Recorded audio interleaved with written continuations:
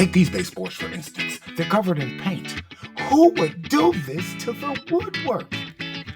First, I tried sandpaper. Then I tried a sanding block. It worked. Okay, I decided to scrape it. Oh, but hell no! Gouging the wood?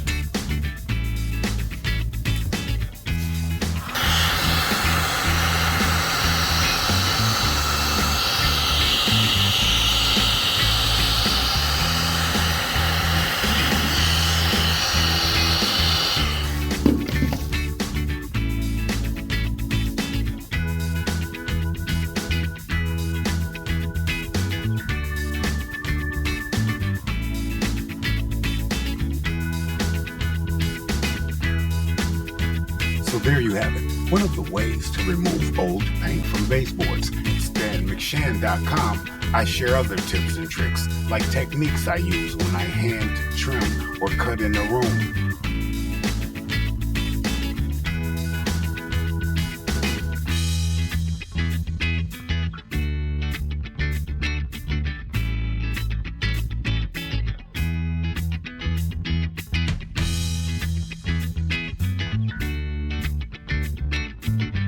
You DIY like I DIY, you know what to do.